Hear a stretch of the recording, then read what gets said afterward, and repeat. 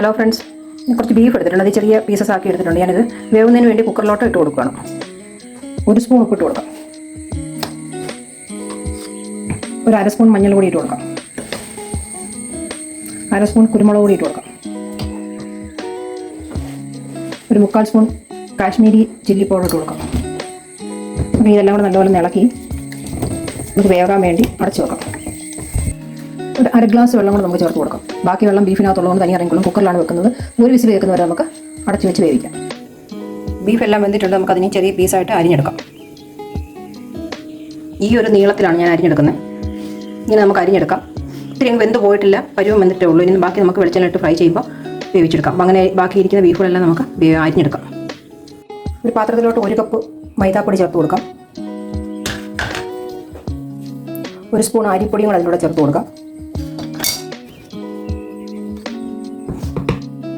1/2 spoon മഞ്ഞൾ പൊടി,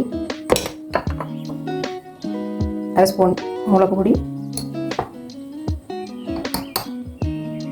1/4 spoon മസാലപ്പൊടി.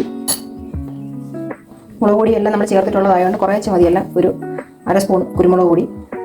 ഉപ്പിട്ട ബീഫാണ് നമ്മൾ വേവിച്ചിരിക്കുന്നത്. എന്നാലും ഈ മാവിന് വേണ്ടുന്ന ഒരു 1/4 സ്പൂൺ ഉപ്പ് കൂടെ ചേർക്കാം. ഇതിലോട്ട് നമുക്ക് നമ്മൾ വേവിച്ച് വെച്ച ബീഫിൻ്റെ വെള്ളം അത് ഒഴിച്ച് നമുക്ക് മിക്സ് ചെയ്തെടുക്കാം.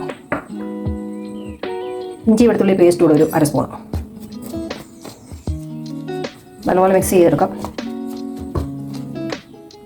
മിക്സ് ചെയ്ത ഭാഗത്തോട്ട് നമ്മൾ കണ്ടിച്ച് വെച്ചിരിക്കുന്ന ബീഫിൻ്റെ കഷ്ണങ്ങൾ ഇട്ട് കൊടുക്കാം.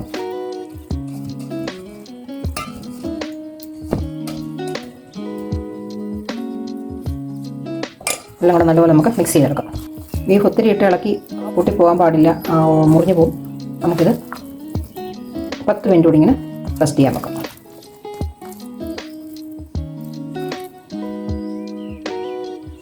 പാൻ അടുപ്പത്ത് വെച്ചിട്ടുണ്ട്.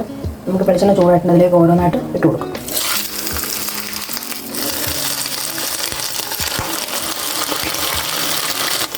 എല്ലാം ഇട്ട് കൊടുത്തിട്ടുണ്ട്. നമുക്ക് മരിയുമ്പോൾ കോരിയെടുക്കാം. ഇവിടെ ഏകദേശം ആയിട്ടുണ്ട്. നമുക്കത് എണ്ണയിൽ നിന്ന് കോരിയെടുക്കാം.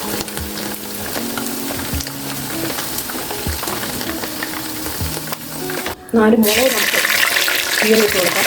കീറി വേണം ഇട്ട് കൊടുക്കാം. അതിൻ്റെ കുറച്ച് ഒരു കറിവേപ്പില